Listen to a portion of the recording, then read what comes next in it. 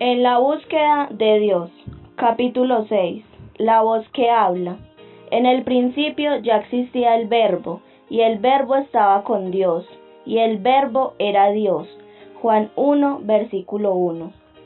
Cualquier persona inteligente, aún no instruida en las enseñanzas del cristianismo, que leyera este texto, llegaría a la conclusión de que lo que Juan quiere decir es que, por su naturaleza, Dios desea hablar y comunicar sus pensamientos a otros, y estaría en lo cierto. La palabra es un medio por el cual se expresan los pensamientos, y al aplicar este término al Hijo Eterno, nos lleva a creer que el deseo de expresarse es inherente a la divinidad, y que Dios siempre está procurando hablar y comunicarse con su creación.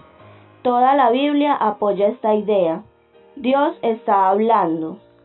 No solo que ya ha hablado, sino que está hablando ahora mismo. Por su naturaleza, Él está continuamente hablando. Él llena el mundo con su voz. Una de las grandes realidades con las que tenemos que lidiar es la voz de Dios en su mundo. La cosmogonía más breve y más satisfactoria es la siguiente. Él habló y fue hecho. El porqué de la ley natural es la voz viviente de Dios inmanente a su creación. Y esta palabra de Dios que trajo a todos los mundos de la existencia no puede entenderse como referencia a la Biblia, porque no es en absoluto una palabra escrita o impresa, sino la expresión de la voluntad de Dios reflejada en la estructura de todas las cosas. Esta palabra de Dios es su aliento que llena el mundo de una viva potencialidad. La voz de Dios es la fuerza más poderosa en la naturaleza. De hecho, es la única fuerza, dado que toda la energía está aquí únicamente, porque la palabra llena de energía es hablada. La Biblia es la palabra escrita de Dios, y por estar escrita está confinada y limitada por las necesidades de la tinta, el papel y el cuero. La voz de Dios, sin embargo, está viva y es libre, así como el Dios soberano es libre. Las palabras que les he hablado son espíritu y son vida. Juan 6, versículo 63. La vida se encuentra en las palabras habladas. La palabra de Dios en la Biblia puede tener poder solo porque corresponde a las palabras de Dios en el universo. Es la voz presente la que hace que la palabra escrita sea tan poderosa. Si no fuera así, estaría encerrada dentro de las tapas de un libro. Tenemos una visión limitada y primitiva cuando concebimos que en la creación Dios entra en contacto físico con las cosas, diseñando, moldeando y construyendo como un carpintero. La Biblia nos enseña otra cosa. Por la palabra del Señor fueron creados los cielos, y por el soplo de su boca las estrellas, porque Él habló y todo fue creado, dio una orden y todo quedó firme. Por la fe entendemos que el universo fue formado por la palabra de Dios. Una vez más debemos recordar que Dios se refiere aquí no a su palabra escrita, sino a su palabra hablada, es decir, su voz que llena el mundo, que es interior a la Biblia por incontables siglos, esa voz que no ha estado en silencio desde los albores de la creación, sino que sigue sonando de un extremo a otro del universo. La palabra de Dios es rápida y poderosa, es el principio. Él le habló a la nada y se convirtió en algo. El caos la escuchó y se convirtió en orden. La oscuridad la oyó y se hizo luz. Y dijo Dios, y así sucedió. Estas palabras gemelas como causa y efecto se producen a lo largo de la historia de la creación en Génesis. El dijo vale por el así, y el así es el dijo, puesto en presente continuo. Que Dios está aquí y que Él está hablando son verdades que respaldan a todas las demás verdades de la Biblia. Sin ellas no puede haber ninguna revelación en absoluto.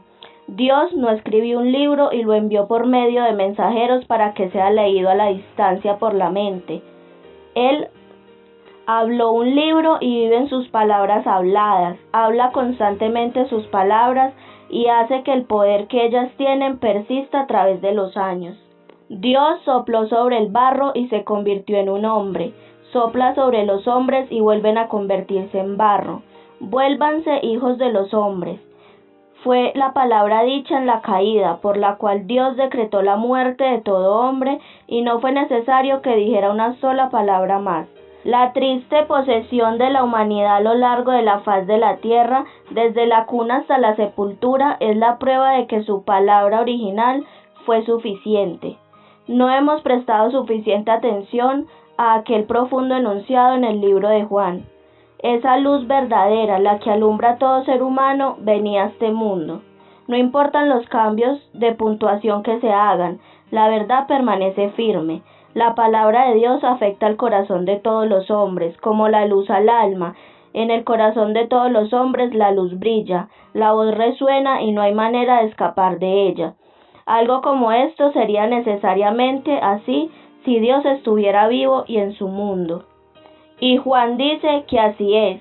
Incluso a aquellas personas que nunca han oído hablar de la Biblia, se les ha predicado con suficiente claridad, con lo cual se eliminaron todas las excusas de sus corazones para siempre. Estos muestran que llevan escrito en el corazón lo que la ley exige, como la atestigua su conciencia, pues sus propios pensamientos algunas veces los acusan y otras veces los excusan. Porque desde la creación del mundo, las cualidades invisibles de Dios, es decir, su eterno poder y su naturaleza divina, se perciben claramente a través de lo que Él creó, de modo que nadie tiene excusa. Esta voz universal, que a menudo era llamada sabiduría por los hebreos de la antigüedad, y se decía que estaba en todas partes resonando y buscando por toda la tierra alguna respuesta de los hijos de los hombres. El 8º capítulo del libro de los Proverbios comienza así: ¿acaso no está llamando la sabiduría? ¿No está elevando su voz la inteligencia? Al escritor a continuación describe la sabiduría como una hermosa mujer de pie. Toma tu puesto en las alturas, a la vera del camino y en las encrucijadas. Ella hace sonar su voz y la dirige a cada esquina para que nadie pueda dejar de escucharla. A ustedes los hombres los estoy llamando, dirijo mi voz a toda la humanidad. Luego se dirige a los simples y los falsos de cordura, y les aconseja que presten oído a sus palabras. Es una respuesta espiritual lo que está suplicando esta sabiduría de Dios, una respuesta que siempre ha buscado y está, pero que rara vez es capaz de asegurar. La tragedia consiste en que nuestro bienestar eterno depende de nuestro oír, y hemos enseñado a nuestros oídos a no escuchar. Esta voz universal ha resonado siempre y a menudo ha preocupado a los hombres, incluso cuando ellos no entendían el origen de sus miedos. Podría ser que esta voz, destilada como una niebla viviente en los corazones de los hombres, ha sido la causa desconocida de sus conciencias perturbadas y de sus anhelos por la inmortalidad que han confesado por millones desde los albores de la historia. No debemos temer hacerle frente a esto. La voz que habla es un hecho. Como los hombres han reaccionado a ella, es algo que cualquier observador debe tener en cuenta. Cuando Dios habló desde el cielo a nuestro Señor, los hombres, centrados en sí mismos al oírla, la explicaron por medio de causas naturales y dijeron: es un trueno. Este hábito de explicar la voz apelando a las leyes naturales se encuentra en la raíz misma de la ciencia moderna. En el soplo de vida del cosmos hay un gran halo de misterio, sumamente maravilloso, tan pavoroso que la mente humana no alcanza a comprender. El creyente no pretende entenderlo, cae de rodillas y susurra: Dios. El hombre común en la tierra se arrodilla también, pero no para adorar, sino para examinar, para buscar en su afán de hallar explicación natural a todas las cosas. Justo ahora estamos viviendo en un siglo secularizado. Nuestros hábitos de pensamiento son los de los científicos, no los del adorador. Estamos más dispuestos a explicar que a adorar. Es un trueno, exclamamos y seguimos nuestro camino terrenal. Pero todavía la voz sigue resonando y buscando el orden, y la vida del mundo dependen de aquella voz. Pero los hombres están en su mayoría demasiado ocupados o son muy tercos para prestarle atención. Cada uno de nosotros ha tenido experiencias que no hemos sido capaces de explicar. Una repentina sensación de soledad, de asombro o temor frente a la inmensidad del universo. O hemos tenido una visita fugaz de luz, como una iluminación de algún otro sol. que nos ha dejado la sensación de que somos de otro mundo, que nuestro origen es divino.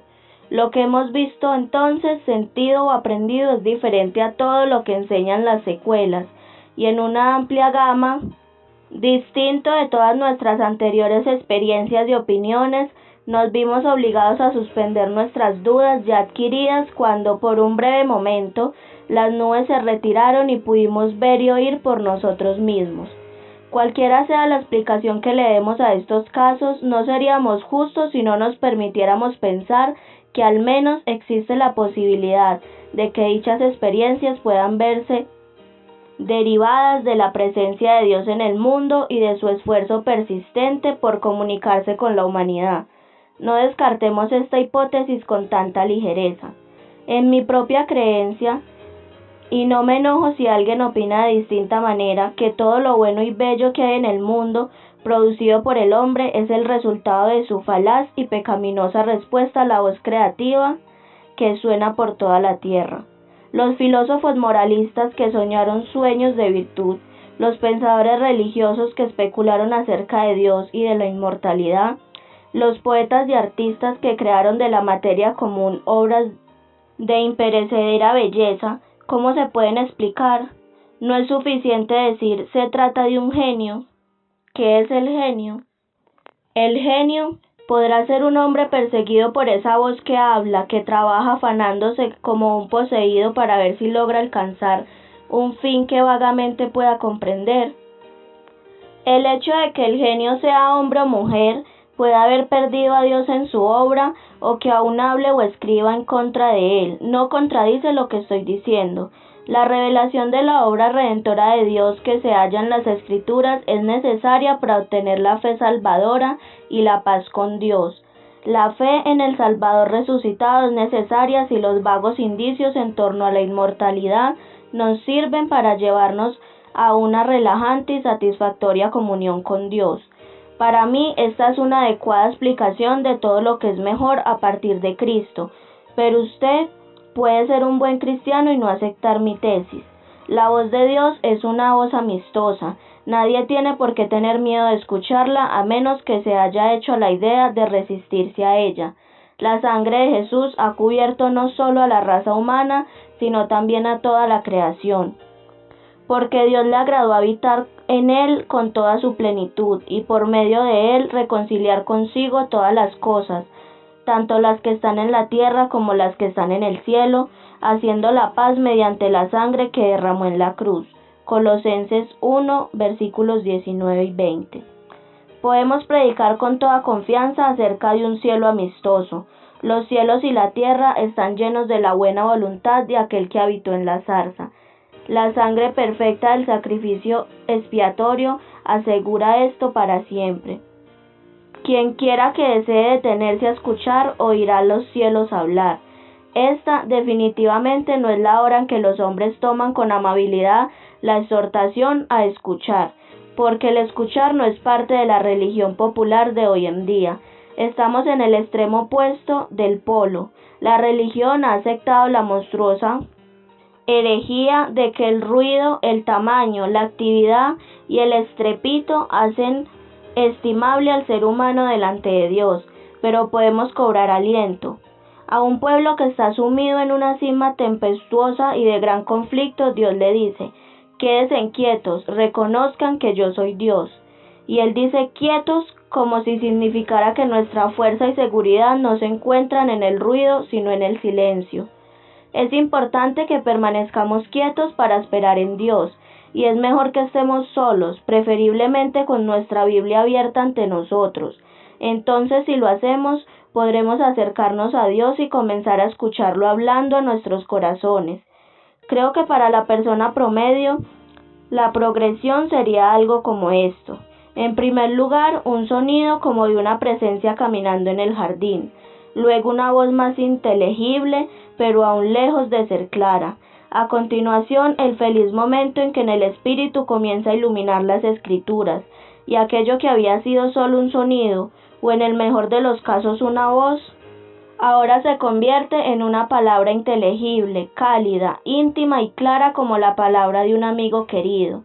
Entonces vendrán la vida y la luz, y lo mejor de todo, la capacidad de ver, descansar en Él y aceptar a Jesucristo como Salvador y Señor, como nuestro todo.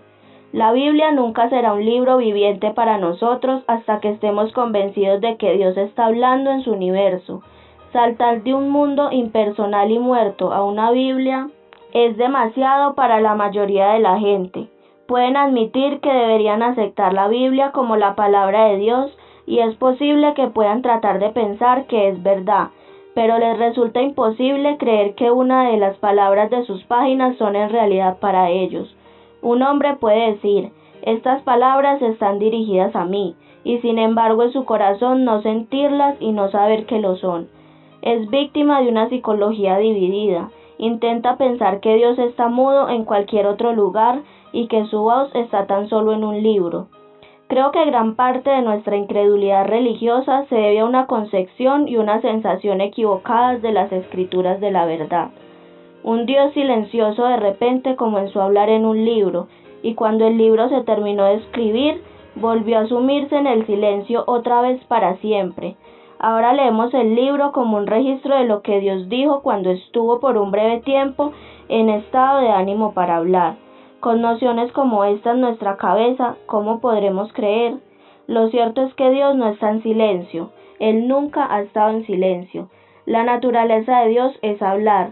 La segunda persona de la Santísima Trinidad se llama verbo o palabra, según la versión bíblica. La Biblia es el resultado inevitable del discurso continuo de Dios. Es la declaración infalible de sus pensamientos para con nosotros, puesto que en palabras humanas que nos resultan familiares. Creo que surgirá un nuevo mundo en medio de las tinieblas religiosas cuando nos acerquemos a nuestra Biblia con la idea de que no es solo un libro que una vez fue dictado, sino que es un libro que ahora mismo está hablando. Los profetas habitualmente decían, así dice el Señor. Ellos daban a entender a sus oyentes que Dios estaba hablando siempre en tiempo presente. Podemos usar el tiempo verbal pasado correctamente para indicar que en un momento determinado Dios dijo una palabra, pero refiriéndose a la palabra de Dios que una vez dicha, continúa siendo hablada, así como un niño que una vez nació, sigue viviendo, o así como un mundo que una vez creado continúa existiendo. No obstante, estos no son más que ejemplos imperfectos, porque los niños mueren y los mundos se consumen, pero la palabra de nuestro Dios permanece para siempre. Si desea seguir conociendo al Señor, entre directamente a su Biblia abierta, esperando que ella le habla. No venga con la idea de que es una cosa que usted puede manipular a su conveniencia. Es más que una cosa, es una voz, una palabra, la misma palabra del Dios viviente. Señor, enséñame a escuchar. Los tiempos son ruidosos y mis oídos están cansados de los 1000 sonidos estridentes que continuamente los asaltan. Dame el espíritu del niño Samuel cuando te dijo, habla porque tu siervo te oye. Déjame oírte hablar en mi corazón. Permite que me acostumbre al sonido de tu voz, que sus tonos me sean familiares cuando los sonidos de la tierra se desvanezcan, y entonces el único sonido sea la música de tu voz que habla. Amén y amén.